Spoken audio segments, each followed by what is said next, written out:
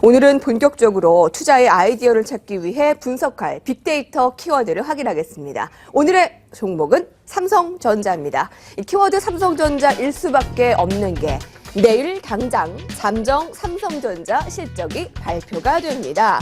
내일 오전 삼성전자 2013년 4분기 잠정 실적이 발표될 예정인데 그와 관련한 빅데이터 분석을 해봤습니다. 함께 보실까요? 영업이익, 매출, 애플, 구글, 가격, 갤럭시, 스마트폰 여러 단어가 보이고 있습니다. 일부 외국계 증권사에서 8조 원의 영업이익이 그칠 것이다라고 전망을 하고 있는데요. 지난 3분기 매출액 59조 원 그리고 영업이익 10조 원을 돌파한 것에 비하면 굉장히 미진한 수준입니다. 워낙에 삼성전자는 기대치가 높아서 그런지 조금만 못 나와도 이렇게 실망감이 크네요. 네, 맞습니다. 그 10조 원이라는 것도 뭐 대단한 거죠. 네. 이제 8조 원대, 뭐 9조 원대도 마찬가지고 8조 원대도 마찬가지가 되겠는데요. 실적에 대한 컨센서스가 조금씩 내려간다는데 뭐 가장 큰 요인이 있다라고 이해하시면 좋겠습니다. 두세 가지 정도 요인이 있겠습니다. 구체적으로 보면은요, 흔히 얘기해서 무선사 부분이라고 그러죠. 스마트폰, 쉽게 얘기해서 갤럭시가 생각보다는 조금 덜 팔린다라는 것이 첫 번째 요인이 되겠고요. 두 번째는 환율 하락에 따른, 즉 원화 강세에 따른 어떤 그 영업이익의 훼손 정도가 두 번째 요인이 있겠습니다. 또 하나 이제 굳이 따지자 그러면요, 연말에 신경영 20주년 기념으로 5천억 정도의 삼성전자 한 곳에서만도요, 보너스가 나갔다는 것, 이런 것 자체가 오히려 조금씩 예상을 수준을 좀 낮추는 요인이다라고 이해하시면 좋겠습니다. 물론 여기에는요, 애플이 상대적으로 아이폰 5S가 생각보다 달리 훨씬 돌풍을 일으키고 있고요. 특히 아이패드 에어 제품은 없어서 못 판다고 할 정도니까요. 우리나라에서도 마찬가지 엄청난 인기를 끌고 있는데요. 이런 것들이 모두 궁극적으로 보면 애플이 잘 나가면 상대적으로 삼성전자의 부담이라는 점. 그리고 마지막으로는 중국에서의 점유율로 보면은요, 여태까지 계속 삼성전자가 1등하고 있는데요.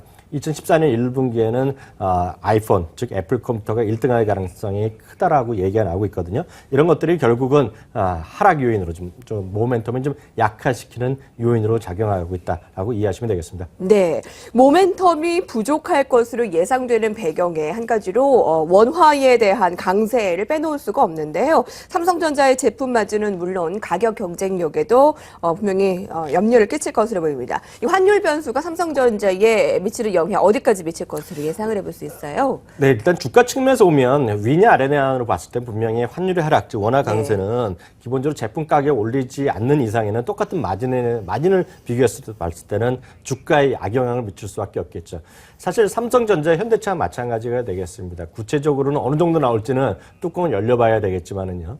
2012년 4분기에도 마찬가지였습니다. 2012년 4분기에도 현대차랑 삼성전자 모두 그 전분기 대비해서 영업이익률 자체가 둔화된 모습을 보여줬던 기억이 있는데요. 이번에도 어느 정도 악영향은 불가피할 거라고 봅니다. 다만 보다 정확한 것은요, 내일의 어닝 가이던스 그리고 이번 달에 말에 있을 본 실적 나온 다음에 분석하는 것이 오히려 정답이 아니겠느냐라는 생각이 드네요. 네, 사실 삼성전자가 8조 9조 원대 영업이익을 발표하는 것도 대단한 일인데 워낙에 대한민국 최고의 이 기업으로 시청자들, 국민 여러분들의 기대치가 높아진 것 같습니다. 일단 지난번에 10조 원이 나왔기 때문에 국내 구에 8, 9조 원대 예상하고 있다는 거 참고하시고 내일 발표를 예의해 주셔야 되겠네요. 지금 시장의 실적을 견인한 것은 그동안 IT 모바일 사업이었습니다. 올해도 사업 영역의 전망은 밝은가요? 그리고 또 반도체 사업부의 실적 증가에 대한 주도권, 이 두 가지를 좀 나눠서 살펴본다면요. 네, 일단 그 스마트 기기라고 얘기하는요, 그 갤럭시 S, 갤럭시 시리즈에 대한 부분에 대해서는요, 긍정적 시각이 여전히 큰 틀에서 보면 판매 증가는 계속해서 이어나가는 것은 분명하겠죠. 왜냐하면 아무리 실적 그의 어떤 상승세가 둔화된다고 하더라도요, 여전히 우리나라에서는 이제 작년에 스마트폰 판매 대수가 분명히 줄어들었는데 상대적으로 중국 하는 곳만 하더라도요 3억 5천만 대에서 4억 8천만 대로 늘어날 정도니까요, 여전히 고속 성장을 계속하고 있는 것이 바로 중국이 되겠습니다. 그만큼 중국에서의 스마트폰 시장, 그리고 또 하나 이제 주목할 것은 올해는 스마트폰도 스마트폰이지만 태블릿 PC에 대한 엄청난 시장 증가, 그리고 거기에 따른 주도권 다툼이 논쟁이 심할 것 같은데요. 그런 중심으로 해서 시장의 상승세는 시장 규모 자체는 커지겠죠. 다만 규모 자체의 증가율 자체가 약간 둔화된다는 것 자체가 일단 부담이 될 수밖에 없어 보입니다. 반면에 반도체 사업부는요, 작년에도 사상 최고치, 올해도 또다시 사상 최고치의 수준으로 갈 것으로 일단은 예상되고 있습니다. 이것은 앞서도 말씀드렸다시피 모바일 수요가 계속 이어지고 있다는 데 일단 주목하셔야 되겠습니다. 올해 같은 경우에는요, 전년 동기 대비 4.1% 증가하면서요, 사상 처음으로 3,100달러를 넘어서는 최대 규모의 반도체 시장이 열리는 것이고요. 2015년에도 3.4%의 지속적인 시장의 캐파가 증가할 거로 보이고 있습니다.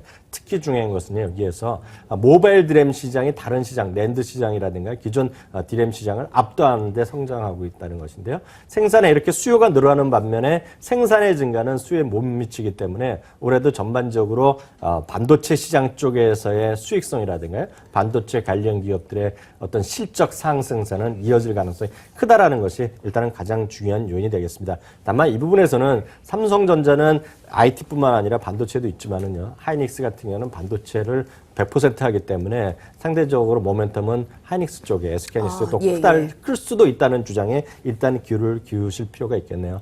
삼성전자와 관련한 또 다른 변수는 애플과의 소송전입니다. 그와 관련한 트렌드 분석을 해볼 텐데요.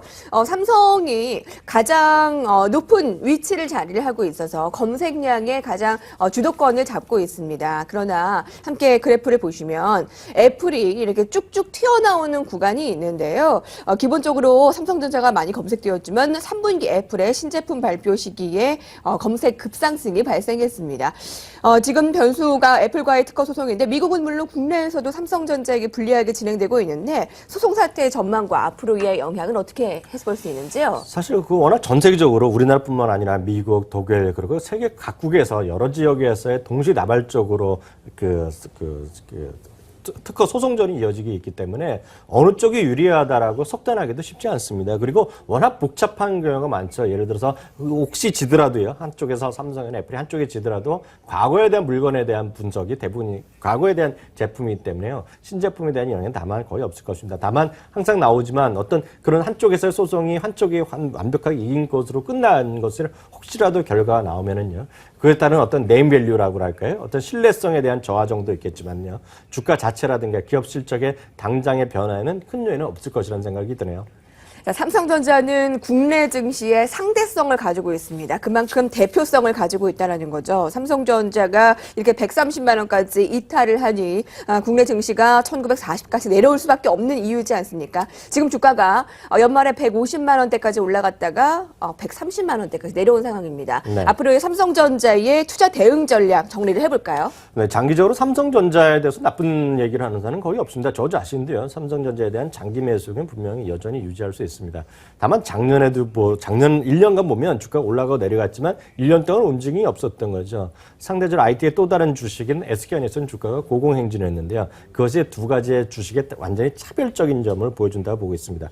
물론 내일 이후에요, 실적 발표한 이후에는 불확실성이 해소됨으로 인해서요, 삼성전자뿐만 아니라 대부분의 주식들, 우리나라 시장 전반적으로 불확실성에서 해소되면서요, 안도 랠리가 있을 것이라는 주장이 분명히 있습니다. 흥미로운 레포트가 나왔고요. 그것은 대신증권에서 오늘 그런 식의 레포트를 썼는데요. 일견 분명히 논리적으로 충분히 설명력은 가능하다고 봅니다. 다만요, 내일 실적도 중요하지만 실적 자체의 수치가 무슨 의미가 있겠습니까? 회사 측에서 어떻게 보느냐, 내년 다음 분기에 대한 전망이라든가 연간 전망에 대한 실적이라든가 투자에 대한 관점 얘기하는 것을 본다 그러면 월말에 있을 공식 실적 발표 때까지는 시장이 혼조권에서 삼성전자가 나올 것이고요. 그 이후에 본격적으로 시장의 방향성을 다시 한번 확인하지 않을까라는 생각이 드네요. 내일 실적도 중요하지만 좀 더 관심 있게 살펴봐야 할 부분도 남아있고요. 내일 오전 한 9시, 10시경 해서 속보 나오는 대로 머니투데이 방송과 함께 하시기 바랍니다. 자, 오늘의 키워드는 빅머니에서 삼성전자에 대한 추이를 살펴봤습니다. 이항정 전문위원과 함께 했습니다. 내일 뵐게요. 네.